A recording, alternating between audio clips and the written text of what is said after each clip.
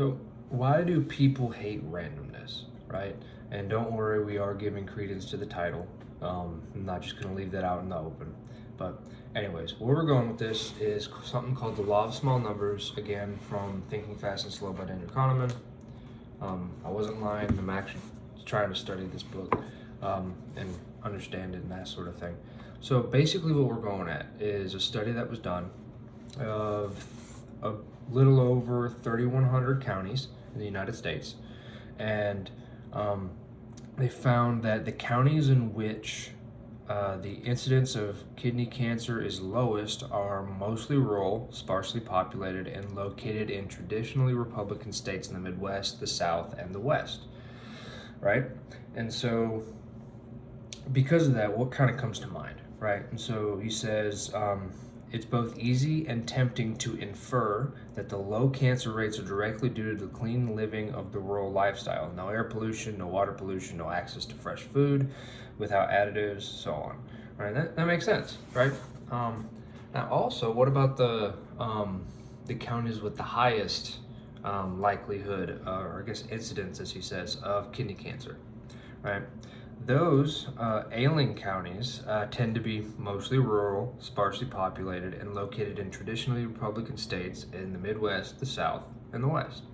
So, ignoring the first part of it, meaning ignoring like the lowest incidence counties, what would you infer of the highest, right?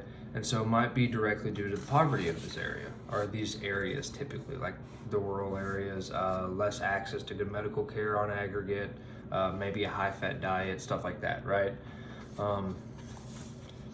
So the problem with this is obviously, the rural lifestyle can't explain both extremes of low and high incidences of kidney cancer, for example. So what does this mean? Right, I got a notification. Basically, the key factor is not that the counties were rural or predominantly Republican. It is that the rural counties have small populations, right? And so basically what we're talking about is statistically, when you have small kind of sample sizes, the results are volatile, right? And that's kind of the main idea of the law of small numbers. Just because it's my background and it helps me think about it, because I'm a nerd. But it's the difference between like summations and integration. Really kind of letting my past push out. But so like the more how to explain it. Anyways, the more you divide the area underneath the curve, meaning like the more samples you're taking, kind of as an analogy in this case, the more accurate it's going to be, right? And so the less, so the smaller the sample sizes, the more volatility you're going to get with the actual answer. That kind of makes sense. Okay, so what does this mean? So the differences between dense and rural counties do not really count as facts. Wow, I skipped ahead. Anyways, so the observations that are produced entirely by some aspect of the method of research, right? And scientists typically call these artifacts, right? It's not so much that like, there's actually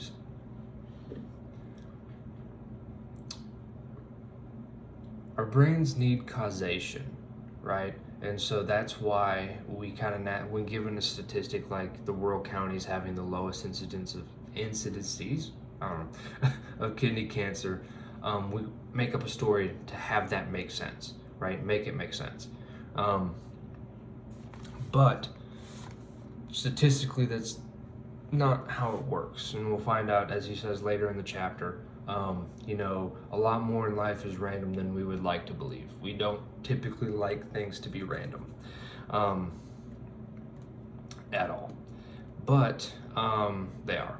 Anyways, so again, the differences between this, in this case, rural and dense counties for population, they're called artifacts because it's the method of which the research was conducted that caused the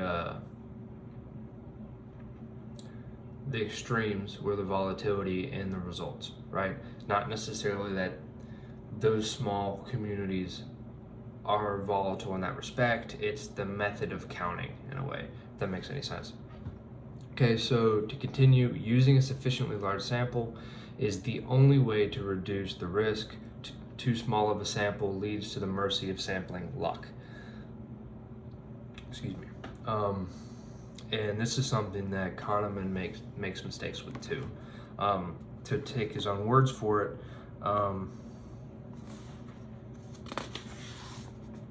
this one.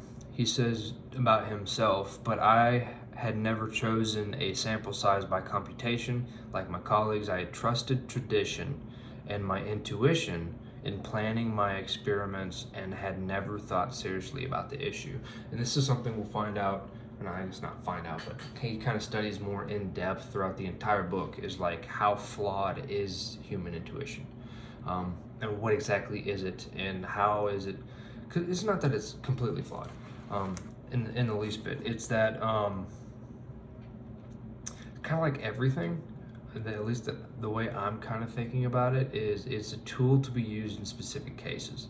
And so a lot of the reason for like studying the book and like actually like learning and understanding through experience and that sort of thing is to basically be able to use it optimally in a way. Like, yes, you can use the butt end of a screwdriver to hammer in a nail, but is it great? No, but you can do it. One of those type of things. Especially if you don't want to get up and find the hammer. That's happened a few times. Anyways, so as he says, the law of small numbers is a manifestation of a general bias that favors certainty over doubt, right? So we kind of like imply certainty by us kind of making up our own story for a certain statistic, if that makes any sense, right? Like we made up a story to make the stat make sense, especially in the cancer example. Anyways, there's more too. And so we talked a bit about the associative machine in previous videos. Is basically your system one, your subconscious, so on. More on those I'll refer to those first few videos. This is first few, but the prior videos. So anyways, so the associative machine seeks causes, like I was saying. So the difficulty we have with statistical regularities is that they call for a different approach. Instead of focusing on how the event at hand came to be, the statistical view relates it to what could have happened instead, right? And so, like, by us kind of making up a story or making a story to where it's kind of, because humans are very narrative driven, right? And so by making up a story, a cause for something that happened, that's something that we do naturally. But statistically, that's not how that works. Statistically, it's like we have all these events and there's a probability of a certain one happening. And with that, in order to find that probability, is like you kind of have to know the chances of all the other events that could possibly happen could happen, right? And so why does it even matter for that sort of thing? So like he says later, somewhere, but basically, I mean, you can say you're drawing, I think he used an urn. You're drawing like colored balls out of a bag or an urn or whatever. The kind of classic, probability question. You have, say you have 4 or 7, I think are the numbers he uses, of different colored balls, and you have to like basically calculate the probability of each each different combination happening, right? And you can like pretty much, you can exactly calculate that, like the probabilities of each event occurring.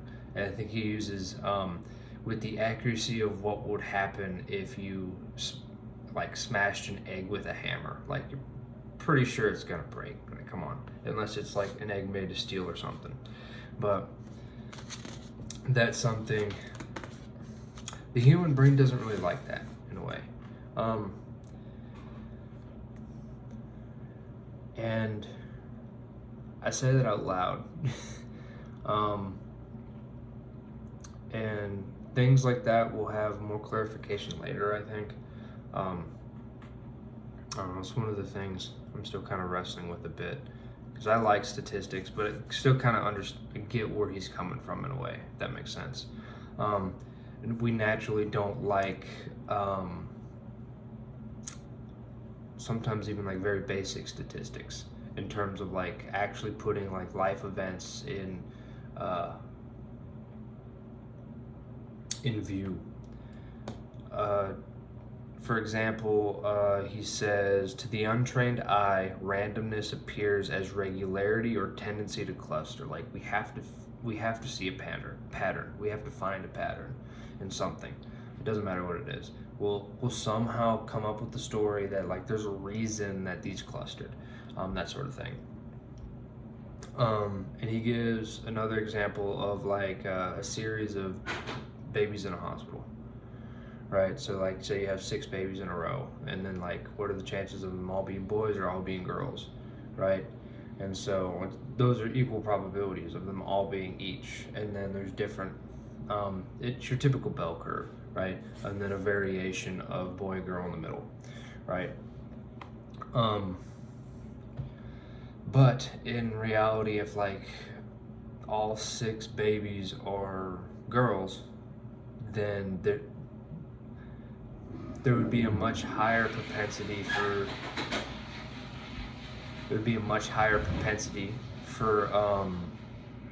us to not believe it's an accident, sort of thing, or like there's some form of reason for something like that happening, and that's just a I guess like kind of a superficial example or an explanation on my end of that kind of thing. So why does this stuff even matter? So I wrote down 3 things.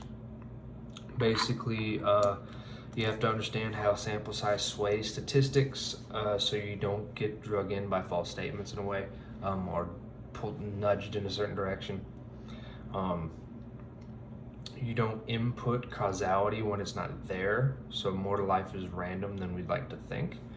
And finally, don't be overconfident in your ability so that you don't pick a large enough sample size and give yourself, and I guess lay yourself at the feet of sampling luck, right? So I'm gonna kind of leave this one here. I'll put the playlist for all of the Thinking Fast and Slow videos in the end screen. And would love to hear like maybe other examples to where maybe you have seen or think you might see, I guess. There's a lot of small numbers and that sort of thing. Love to hear you guys' examples of those. But anyways, I'm gonna leave this one here. So I hope to see you guys on the next one.